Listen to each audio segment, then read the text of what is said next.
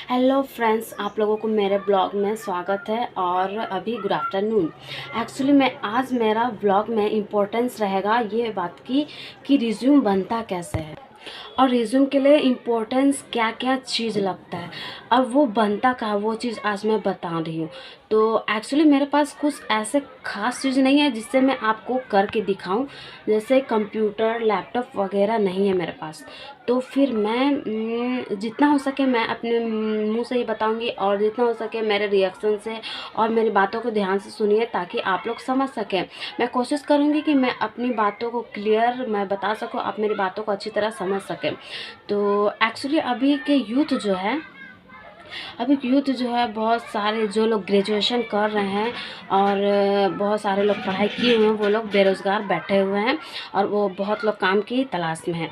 तो मैं बताऊंगी जो लोग दोस्तों को, फ्रेंड्स को, किसी के थ्रू जाते हैं, किसी को पूछते हैं कि मेरे लिए काम पता करो और कहाँ पे काम मिल रहा है, ये सब पता करते हैं। लेकिन एक्चुअली आप वो काम खुद से कर सकते हैं और वो ज़रूरी, उसके लिए ज़रूरी है कि आपके पास रिज्यूम होना ज़रूरी है। क्योंकि अगर आप ऐसे ही जाते हैं तो काम मिलने की संभावना कम होती है। और यदि आप खुद से अकेले भी जाते हैं, किसी फ्रेंड के भी साथ जाते हैं और अगर आप रिज्यूम लेके जाते हैं तो आपको आपको काम मिलने की संभावना जो है बहुत आसानी से होती है और बहुत जल्दी मिल जाती है। उससे आपकी इज़्ज़त भी रहती है और उससे आपका मान्यता भी बढ़ता है। अगर आप ऐसे ही किसी कैजुअली किसी पे चल जाते हो और किसी पे कहीं दुकान पे, कहीं स्टोर में, मॉल में अगर पूछते हो आपकी पूछते हो तो वो उतना मायने नहीं रखता। आप की बातों को उतना ध्यान नहीं रखा जाएगा। लेकिन अगर आप रिज्यूम लेके जाते हैं, दिखाते हैं मैं यहाँ पे काम के लिए आया, तो वो रिज्यूम आपका बहुत मायने रखता है, इम्पोर्टेंस है। रिज्यूम के ही बारे में मैं बता रही हूँ। तो फिर चलिए स्टार्ट मैं बताती हूँ आज रिज्यूम के लिए क्या क्या लगता है और बनता कैसे है। एक्चुअली मेरे पास लैपटॉप कंप्यूटर तो नहीं है, बट मैं अपनी बातों के थ्रू मैं आप लोगों को समझाना चाहती हूँ, विशेषकर अभी के यूथ को।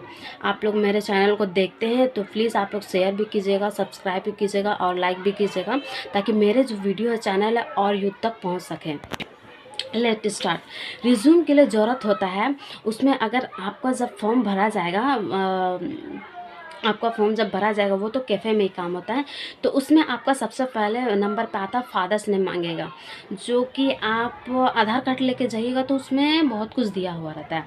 और मांगता है मदर्स नेम, उसके बाद मांगता है डेट ऑफ बर्थ मांगता है, फिर मांगता है साथ में प्रेजेंट एड्रेस, मतलब कि आप अभी फ़िलहाल में जिस जगह पर रहते हो उस जगह का नाम। एक्चुअली आधार कार्ड से सब कुछ हो जाएगा, बट मैं यहाँ पे एक एक चीज़ करके मैं आपको बता देती हूँ। उसका नेशनलिटी पूछ रहा है, मतलब कि आप इंडिया से है या फिर धनबाद से है, बोकारो से या फिर कहीं आपका अलग अलग जगह होगा। उसके बाद आता है लैंग्वेज का ना, वो तो आपको पता है लैंग्वेज में भरना क्या है। आपको अगर इंग्लिश आता है तो इंग्लिश दीजिएगा, वहाँ पे मांगा जाएगा। तो और फिर अगर आपको हिंदी आता है तो हिंदी दे, क्योंकि लैंग्वेज भी मायने रखता है। अगर आपको मान के चलिए आप अगर वो मैं बाद में बताऊंगी कि लैंग्वेज भी ज़रूरी क्यों है। मैं आगे आती हूँ, आगे के पॉइंट्स बताती हूँ। आगे मांगेगा जेंडर मांगता है, उसके बाद मांगता है मोबाइल नंबर, फिर मांगेगा ईमेल। ये सब तो रहा, ये तो आपका इम्पोर्टेंट है ही, लेकिन उससे ज़्यादा इम्पोर्टेंट चीज़ रिज्यूम में आता है जो कि आता है एजुकेशन क्वालिफिकेशन। उसमें आता है exam, board, university, passing year and division. Exam में आता है कि आप मैट्रिक किए हुए हैं या फिर इंटर किए हुए हैं, और मतलब कि आप अगर एग्ज़ाम किए हुए हैं या फिर मैट्रिक, अगर इंटर किए हैं तो आईएससी किए हैं या फिर आर्ट्स किए हैं या फिर कॉमर्स किए हुए हैं, उसके बाद बीए किए हुए हैं। तो उसके बाद मांगता है बोर्ड यूनिवर्सिटी में मांगता है कि आप जैक बोर्ड से है या फिर सीबीएसई बोर्ड में है, क्योंकि यहाँ पे अगर ये लैंग्वेज से ये इसमें ये चीज़ मांगा जाता है। उसके बाद नेक्स्ट आता है पासिंग ईयर। आप जब मैट्रिक में थे, इंटर में थे या फिर बीए में थे, तो फिर आपका कौन सा ईयर में एग्ज़ाम क्लियर हुआ था, आप पास हुए थे, वो चीज़ ख़त्म हुआ था। उसके बाद डिवीज़न आता है, डिवीज़न में भी आप भर सकते हैं, डिवीज़न में भी इम्पोर्टेंट है।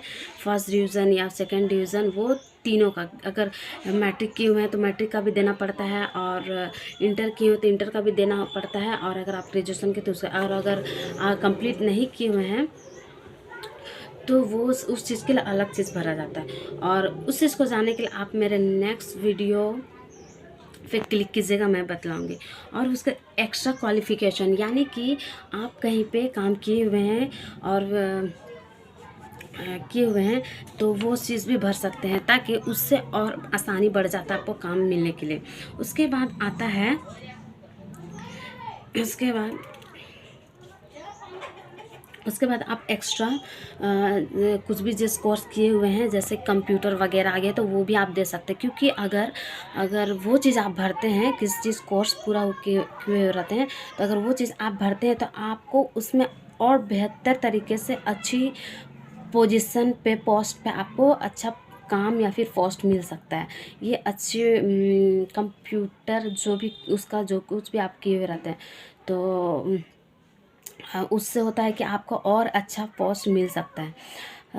तो मैं यही चीज़ मैं बताती हूँ कि मैं बताने वाली थी कि लैंग्वेज का ना, लैंग्वेज में मैं बताने वाली थी कि हिंदी या फिर इंग्लिश, ये इसलिए आपको दोनों में से एक भरना रहता है, या फिर अगर दोनों आता है, क्योंकि वहाँ पे जब इंटरव्यू होगा आपका तो आपको पूछा जाएगा कि अगर आपको हिंदी आता है तो आपको पूरा सवाल हिंदी से किया जाएगा, और अगर आपको इंग्लिश आता है तो पूरा सवाल इंग्लिश से किया जाएगा, और अगर आप दोनों ऑप्शन भरें तो आपको दोनों चीज़ से पूछा जाएगा। So thanks, all the best. और मेरे चैनल जो है सब्सक्राइब कीजिए, लाइक कीजिए, शेयर कीजिए, और जितना हो सके अपने फ्रेंड्स को शेयर कीजिए।